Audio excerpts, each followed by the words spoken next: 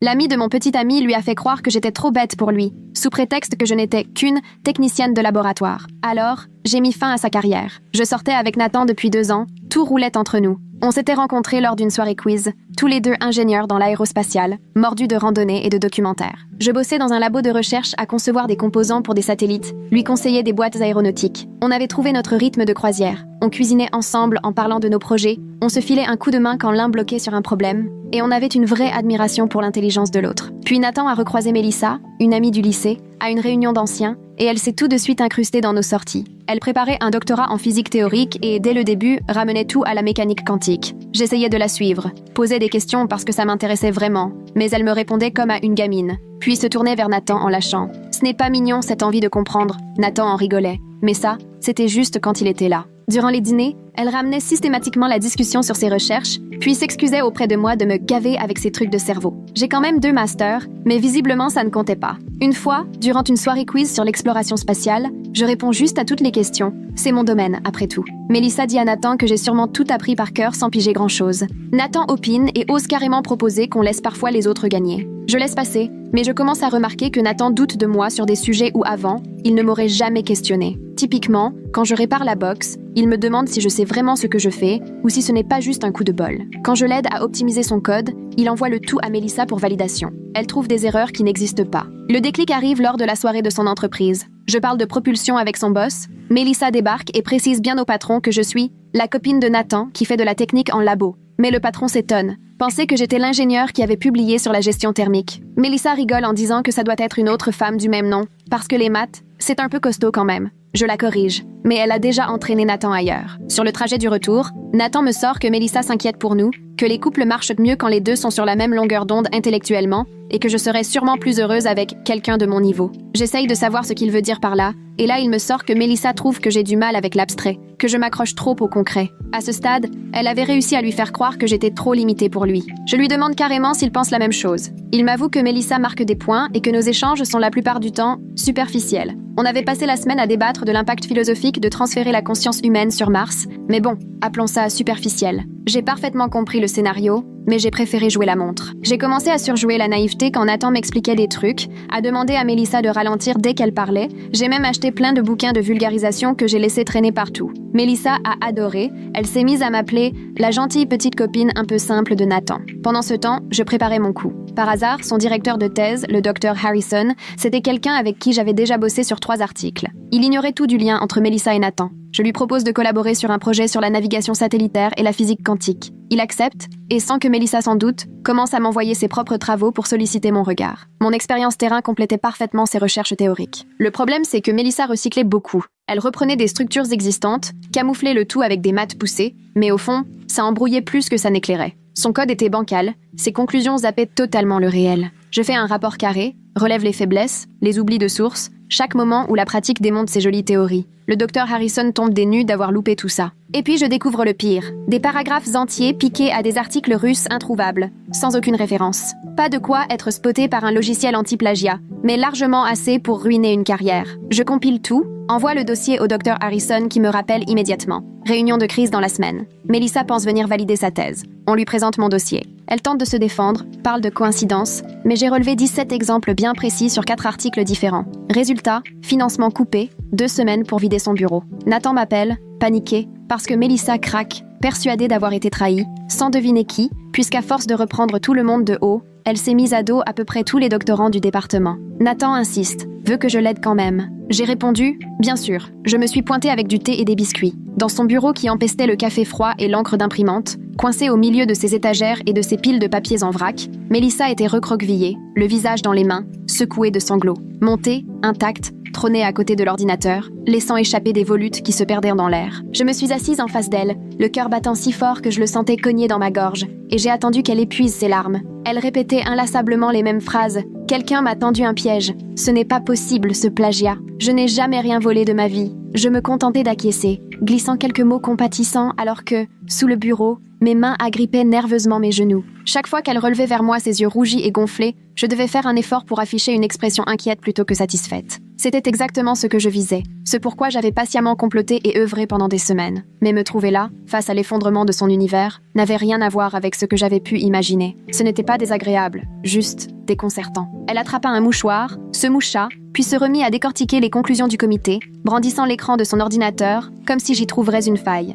Je me penchai pour faire mine de découvrir le document, que j'avais en réalité rédigé de mes propres mains, alors qu'elle me demandait si je décelais une erreur dans leur jugement. Franchement, ça paraît très solide, ai-je répondu. Son visage se crispa à nouveau et elle enfouit sa tête dans ses mains. Mon téléphone vibra dans ma poche, alors que Mélissa fondait à nouveau en larmes. J'ai jeté un œil. Nathan m'écrivait. Il voulait savoir si Mélissa avait laissé entendre qui aurait pu. J'ai mis un temps infini à fixer le message, glacé de l'intérieur. Il n'imaginait rien. Il écrivait à sa copine pour obtenir des infos, alors que j'étais là, devant son amie dont je venais tout juste de ruiner la carrière. J'ai répondu qu'elle était beaucoup trop bouleversée pour s'exprimer clairement, ce qui, techniquement, n'était pas un mensonge, et j'ai suggéré de lui laisser de l'espace tant que l'enquête suivait son cours. Il a envoyé un emoji inquiet, promettant de prendre de ses nouvelles le lendemain. J'ai reposé mon téléphone, jetant un regard à Mélissa, qui fixait désormais son écran d'un air complètement absent. Elle m'a demandé si je pensais que Nathan voudrait encore lui parler après tout ça. Je lui ai assuré, bien sûr que oui, ça ne change rien à ce que tu es. Mes paroles me semblaient creuses, mais elle a eu l'air d'y trouver un peu de réconfort. Elle m'a remercié d'être venue, ajoutant qu'elle ne savait pas ce qu'elle ferait sans soutien en ce moment. Je suis restée encore une vingtaine de minutes, à lancer de l'eau pour le thé et à l'écouter évoquer ses recherches, toutes ces années parties en fumée. En partant, elle m'a serré dans ses bras sur le seuil, murmurant que j'étais une vraie amie. La semaine suivante s'est déroulée dans une sorte de brouillard. Nathan ne cessait de m'envoyer des messages au sujet de Mélissa, se plaignant qu'elle ne répondait ni à ses appels ni à ses textos, et s'inquiétant pour elle. Il affirmait « Elle a toujours été fière, ça doit la dévaster ». J'ai acquiescé, suggérant qu'elle avait sûrement besoin de temps pour encaisser. Mercredi soir, on était affalés sur son canapé quand il a relancé le sujet, se demandant s'il ne devrait pas passer directement chez elle pour voir comment elle allait. Je lui ai déconseillé, estimant qu'elle était sûrement trop honteuse à l'idée de revoir qui que ce soit du labo pour l'instant. Il a hoché la tête, mais n'a pas cessé de jeter des coups d'œil à son téléphone, comme s'il espérait qu'elle lui réponde. Jeudi, il m'a demandé si j'avais eu de ses nouvelles. J'ai dit non. Vendredi, il s'est demandé à voix haute s'il aurait dû voir venir que sa recherche avait un problème. J'ai ravalé ce que je savais et lui ai rappelé qu'il n'était pas physicien théoricien. Il ne pouvait pas deviner. Il a eu l'air soulagé,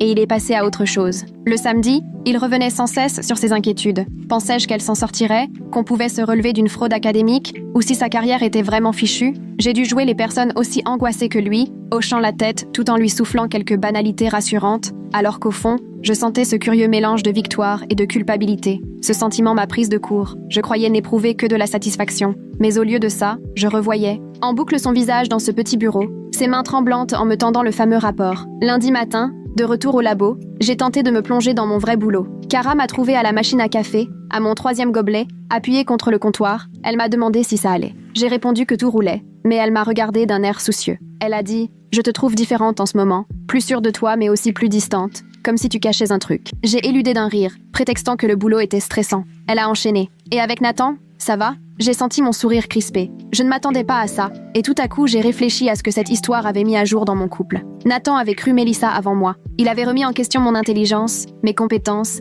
ma capacité à saisir des notions de base dans mon propre domaine, et ça sans hésitation, si vite, comme si nos 2 ans pesaient peu face à quelques semaines d'avis de Mélissa. Je réalisais que je n'y avais même pas pensé jusque-là. J'étais tellement concentrée sur ma vengeance contre Mélissa que je n'avais pas pris le temps de me demander ce que cela révélait chez Nathan, qui avait été si rapide à croire que j'étais trop limitée pour lui. Cara attendait toujours une réponse, j'ai fini par lâcher. Avec Nathan, en ce moment c'est compliqué. Elle a proposé d'en parler. J'ai décliné. Elle m'a pressé l'épaule, puis est repartie à son bureau. Ce soir-là, Nathan est arrivé chez moi avec des plats tout prêts. On a mangé affalé sur le canapé en regardant un documentaire sur les créatures abyssales. À mi-parcours, il a mis pause et s'est tourné vers moi, très sérieux. J'ai beaucoup réfléchi à ce que Mélissa a dit sur notre compatibilité intellectuelle. J'ai senti une boule nouer mon ventre, mais j'ai gardé un visage neutre. Il a continué, se demandant s'il n'avait pas été injuste avec moi. Je lui ai demandé ce qu'il voulait dire. Il s'est tortillé puis a reconnu que certaines remarques de Mélissa, sur ma soi-disant difficulté avec l'abstrait, étaient peut-être sans fondement, qu'il s'était peut-être contenté de croire ce qu'elle voulait lui faire croire. J'ai senti la colère monter en moi, comme une vague chaude et sourde. Il ne s'était mis à douter de son comportement que maintenant, parce que Mélissa n'était plus là pour valider sa version des faits. Pas parce qu'il avait eu une illumination soudaine, ni parce qu'il s'était interrogé sur la blessure qu'il m'infligeait par son attitude. Non, c'était simplement qu'il venait de perdre sa source d'information. Je lui ai alors demandé sans détour s'il pensait sincèrement que j'avais des difficultés avec les concepts abstraits. Il a marqué une hésitation avant de répondre. Je ne sais pas. Mélissa était convaincante. Ma colère est remontée d'un coup. Je lui ai demandé s'il se souvenait de la conversation qu'on avait eue sur la conscience et l'exploration de Mars. Il a dit oui. J'ai poursuivi. Cette discussion lui avait-elle semblé superficielle à l'époque, avant que Melissa ne lui souffle cette idée? Visiblement mal à l'aise, il a admis que non. J'ai posé mon assiette et me suis levée. Nathan m'a demandé où j'allais. J'ai répondu « Nulle part, j'ai juste besoin de marcher un peu ». Je me suis approchée de la fenêtre et j'ai regardé le parking, en bas. C'est là que la décision s'est imposée à moi, très clairement, comme si elle était là, tapie dans l'ombre depuis le début. Je me suis retournée et lui ai dit « Il faut que je t'explique un truc ». Il a posé son assiette à son tour et s'est penché en avant. Calmement, je lui ai raconté comment j'avais examiné les dossiers de Melissa pour le Dr Harrison,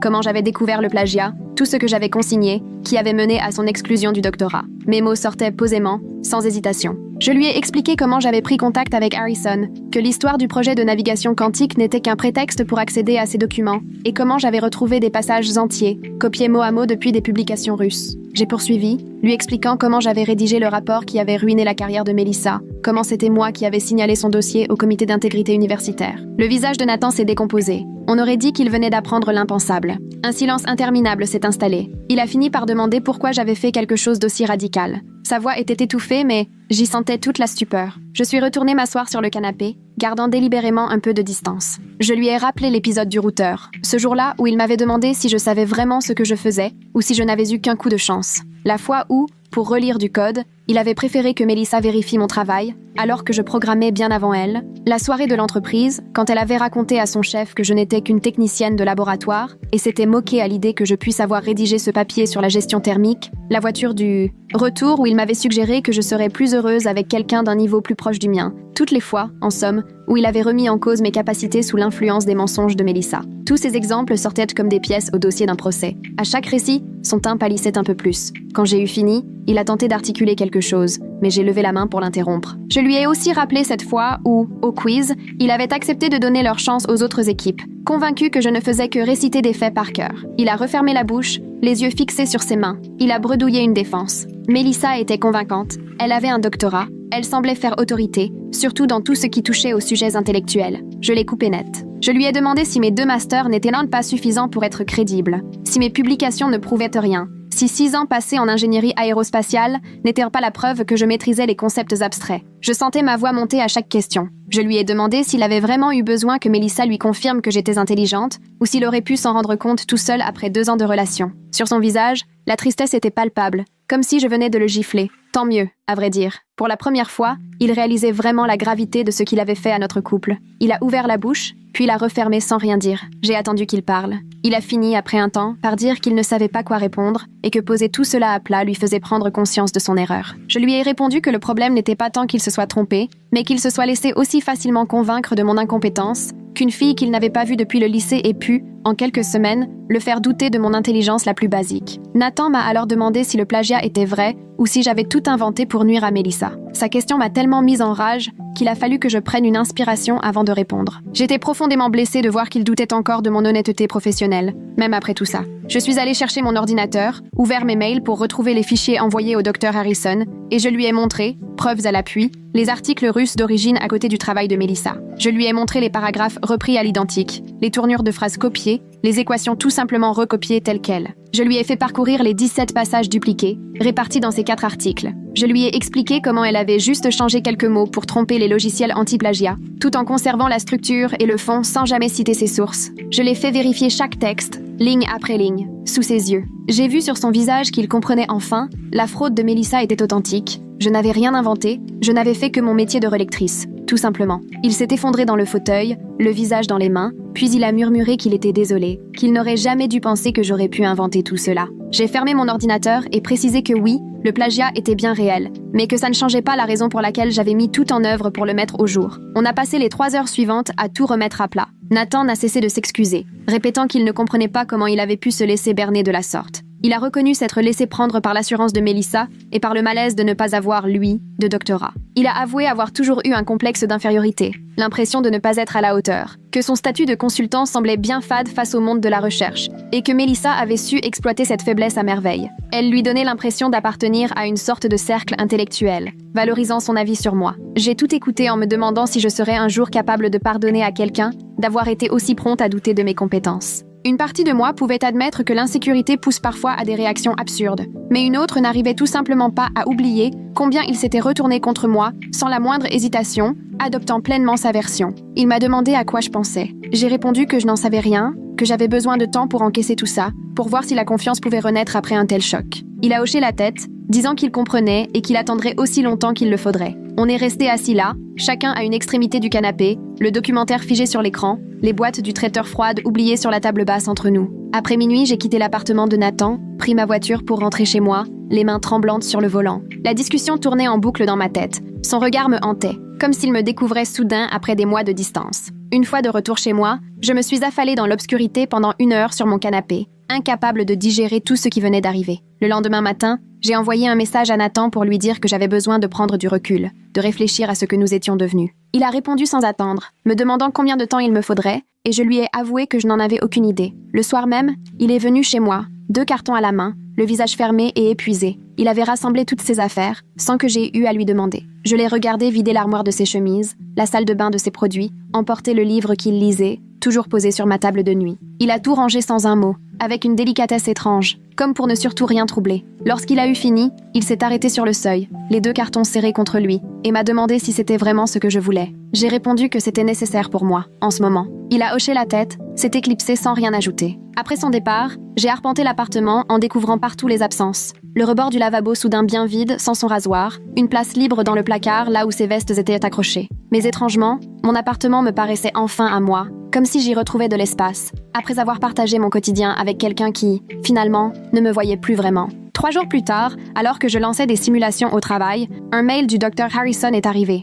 Il me remerciait d'avoir relu avec autant de soin le travail de Melissa, ajoutant que mon œil attentif avait été précieux. Il me confiait aussi que 2 autres doctorants lui avaient fait part de doutes sur de précédentes collaborations avec Melissa. Apparemment, ma relecture avait déclenché une vérification approfondie de toute sa carrière universitaire. Je suis restée longtemps devant ce message. J'éprouvais une forme de soulagement d'avoir levé le voile sur quelque chose d'injuste, mais aussi une vraie culpabilité, lucide sur le fait que tout était parti de moi. Sans cette histoire, sans mon trouble après tout ce que Melissa avait fait à ma vie privée, quelqu'un aurait-il fini par repérer le plagiat? D'autres auraient-ils osé parler? J'ai fermé ma messagerie, tenté de m'y remettre, mais impossible de penser à autre chose. Une simple relecture avait provoqué la chute d'une carrière. Ce vendredi soir-là, alors que je traînais encore devant mon écran à 19h, Cara m'a rejoint. Elle m'a proposé d'aller boire un verre et j'ai accepté sans me faire prier. On s'est retrouvés dans un bar près du labo, celui où on avait nos habitudes lors des apéros d'équipe. À peine les verres commandés, elle m'a demandé ce qui n'allait pas, parce que je lui avais semblé ailleurs toute la semaine. Je n'avais pas prévu de me confier,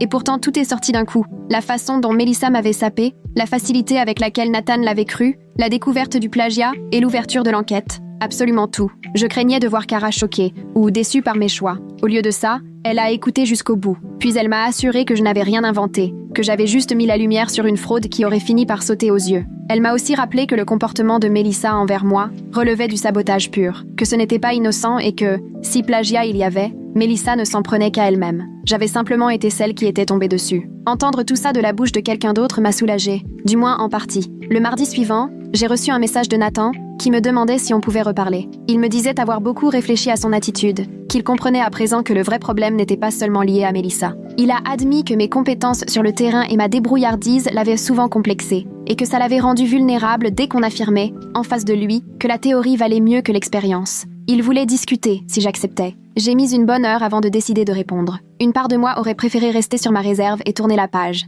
mais une autre avait besoin de comprendre comment on en était arrivé là. J'ai fini par accepter de le voir autour d'un café le samedi. Quand je suis arrivée, Nathan était déjà installé, un carnet posé devant lui, ce qui m'a surprise. Après avoir commandé, il a fait glisser le carnet vers moi. Il avait noté, de mémoire, tous les moments des 6 derniers mois où il avait remis en question mon intelligence ou mes compétences. Il y en avait bien plus que tout ce dont je me souvenais. Des fois où il m'avait demandé si j'étais sûre de tels détails techniques, d'autres où il avait vérifié mon travail, ou pris la peine de m'expliquer des choses que je maîtrisais déjà. J'avais oublié certains de ces épisodes, tant ils paraissaient anodins sur le moment, mais les voir alignés, l'un après l'autre, révélaient une tendance bien ancrée, qui remontait à bien avant l'arrivée de Melissa. Elle n'avait rien inventé, elle n'avait fait qu'exacerber ce qui existait déjà. J'ai lu la liste avec une boule dans la gorge, la colère et la peine se mélangeant à nouveau, tandis que Nathan me regardait sans rien dire, attendant que j'aille au bout. Ensuite, il m'a demandé si, à mon avis, on pourrait recoller les morceaux, ou si la blessure était trop profonde pour être réparée. On a passé les 2 heures suivantes à réexaminer ce qui fondait vraiment notre couple, à se demander si au fond, tout ça avait déjà été aussi solide que je le croyais.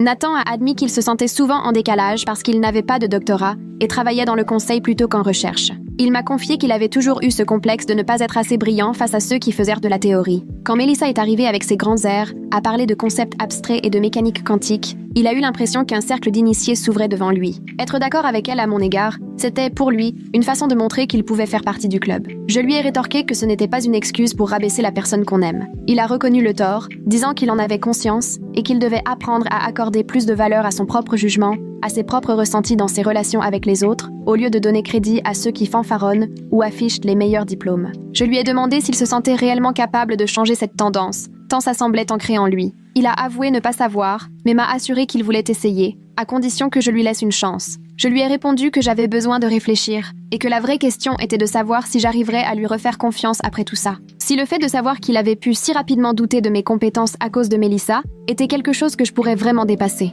On a quitté le café sans avoir pris la moindre décision sur la suite de notre histoire. Toute la semaine, j'ai ressassé ces échanges et je me suis rendu compte que j'avais besoin d'un avis extérieur, de quelqu'un qui comprendrait aussi les enjeux professionnels. J'ai donc écrit à Julian Lozano, mon ancien prof de master avec qui j'étais restée en contact, pour lui exposer la situation, comment j'avais découvert le plagiat de Melissa en relisant son travail pour le Dr Harrison, et pour lui demander ce qu'il en pensait, du point de vue de l'éthique. Julian m'a appelé dès le lendemain, préférant parler de vive voix. Il m'a écouté jusqu'au bout, puis il m'a dit quelque chose qui m'a vraiment prise de court. Pour lui, signaler une fraude académique est un devoir moral pour toute personne qui y est confrontée, quels que soient les motifs personnels qui poussent à examiner le dossier de plus près. Repérer le plagiat et le dénoncer, c'est ça qu'il fallait faire. Point. Il a insisté sur le fait que notre système repose entièrement sur la confiance et l'honnêteté. Garder pour soi la découverte d'une fraude aurait été bien plus condamnable. Peu importait finalement mes raisons, ce qui comptait, c'était la réalité de ce que j'avais trouvé et l'obligation d'y faire face. Cette conversation m'a soulagée d'une bonne partie de la culpabilité qui me rongeait. 2 semaines après le départ de Nathan, j'ai reçu un email de Melissa qui m'a coupé le souffle.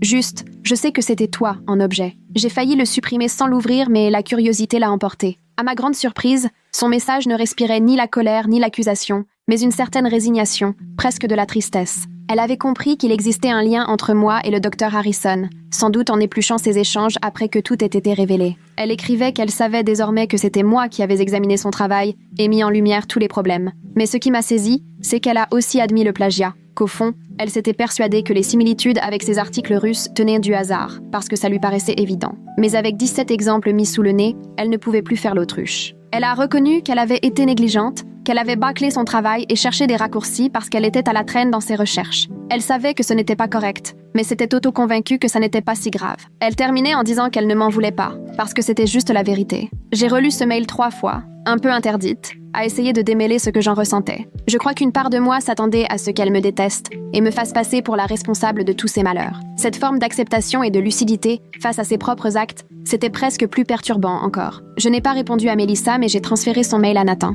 Il devait voir que son amie était non seulement malhonnête, mais qu'en plus, elle avait activement cherché à détruire notre couple. Nathan m'a appelé moins de 10 minutes plus tard, bouleversé. Il n'arrêtait pas de s'excuser, en répétant qu'il réalisait enfin ce qui s'était réellement passé, que Melissa l'avait manipulé, tout en manquant elle-même complètement d'intégrité depuis le début. Il m'a confié qu'il se sentait idiot de ne pas avoir compris plus tôt, d'avoir cru en elle au lieu de me croire, moi. Je lui ai dit que j'appréciais ses excuses, mais qu'au fond, je ne savais toujours pas ce que ça voulait dire pour nous. On a poursuivi la discussion pendant près d'1 heure sur tout ce qui s'était passé. À la fin, Nathan m'a demandé si j'accepterais l'idée qu'on tente une thérapie de couple. Il a reconnu que nos problèmes de confiance et de communication étaient profonds et qu'il ne s'en sortirait pas seul, et que si on voulait avoir une vraie chance de sauver quelque chose, il nous fallait de l'aide extérieure. J'ai été surprise qu'il fasse la démarche, vu le scepticisme qu'il affichait autrefois pour la thérapie, mais j'ai accepté, parce que je n'étais pas encore prête à tirer un trait sur notre histoire. On a commencé à voir une thérapeute dès la semaine suivante. La première séance était un peu étrange et tendue. Chacun campait à sa place sur les bords du canapé beige,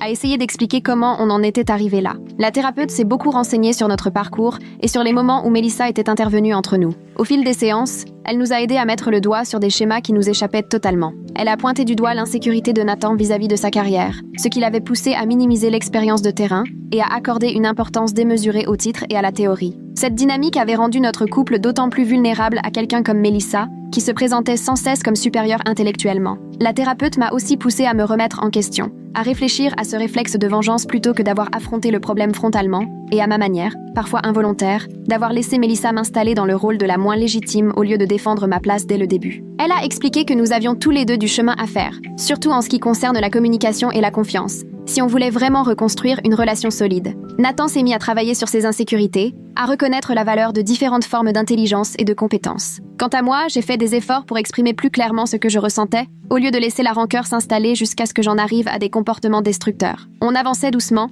et certaines séances de thérapie ont été particulièrement éprouvantes, avec parfois l'un de nous deux sur la défensive ou submergé par ses émotions. Pourtant, petit à petit, on a senti que les choses évoluaient. Après 3 mois, l'ambiance entre Nathan et moi s'était apaisée, même si tout avait changé. On parlait enfin ouvertement de ce qu'on ressentait, au lieu de partir du principe que l'autre devinait automatiquement. Dès qu'une remarque de sa part me blessait, je lui en faisais part immédiatement, sans laisser la frustration s'installer. De son côté, quand il doutait de lui ou de notre histoire, il le disait franchement, sans retourner le problème contre moi de façon détournée. Restait toutefois entre nous une sorte de prudence nouvelle, une vigilance qu'on n'avait jamais connue avant, comme si on redoutait tous les deux le moment où tout pourrait à nouveau basculer. Chacun, à sa manière, scrutait chez l'autre le moindre signe de doute ou de méfiance. Il m'arrivait de me demander s'il allait remettre en question ce que je disais, et je voyais bien qu'il se posait la même question, guettant si j'étais contrariée ou si j'étais en train d'élaborer un plan. Ce n'était pas vraiment négatif, juste différent de la confiance, un peu naïve, qu'on avait partagée autrefois. On était en train de construire quelque chose de plus authentique, mais cela exigeait plus d'énergie,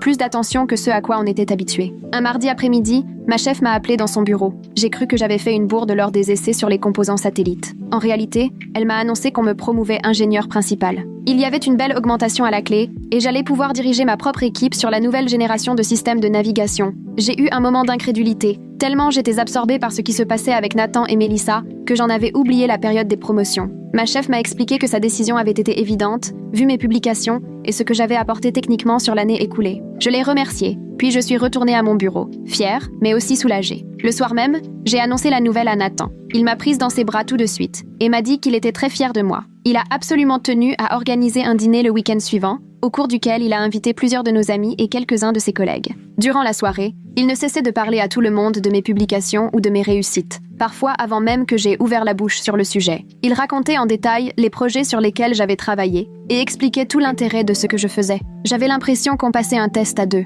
Lui, en me montrant qu'il estimait vraiment mon travail. Moi, en acceptant qu'il se réjouisse de ma réussite, sans chercher un sens caché derrière son enthousiasme. Quelques semaines plus tard, Cara est venue me trouver lors de la pause déjeuner, l'air un peu embêtée. Elle m'a confié qu'elle avait eu des nouvelles de Mélissa par des connaissances du réseau universitaire. Apparemment, Mélissa avait abandonné sa thèse. Ce n'était pas juste une simple pause. Elle avait vraiment arrêté, quittant l'université pour retourner vivre chez elle, dans l'Ohio, et travailler dans l'entreprise familiale, dans l'immobilier commercial selon Cara. Elle estimait que je devais le savoir, vu tout ce qui s'était passé. Cette nouvelle a fait remonter en moi des sentiments mélangés. D'un côté, je me sentais satisfaite que Mélissa ait dû répondre de ses actes, qu'elle ait subi les conséquences de ses manipulations et de ses tentatives pour ruiner mon couple. Elle s'était fait prendre et avait perdu la carrière dont elle était si fière. Mais de l'autre, j'étais assez mal à l'aise à l'idée que toute sa vie s'était effondrée. J'avais certes dénoncé une fraude et du mauvais travail, mais ce n'était pas dénué d'une certaine volonté de lui faire payer ce qu'elle m'avait fait. Constater à quel point tout s'était retourné contre elle, qu'elle avait tout perdu et dû abandonner l'université, ça me pesait bien plus que je ne l'aurais cru possible.